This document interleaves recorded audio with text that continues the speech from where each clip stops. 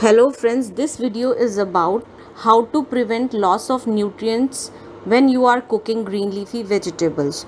First of all, wash green leafy vegetables thoroughly and then chop it. Don't wash chopped green leafy vegetables in water as it removes water soluble vitamins. The second thing you need to know is as many nutrients are volatile, so cook leafy vegetables for short time in a covered vessel. Also, don't throw away the water in which leafy vegetables are cooked. Use the leftover water after cooking green leafy vegetables. You can use it in either dal, soups, or for making dough. Next is add little oil while cooking green leafy vegetables as vitamin A is fat soluble.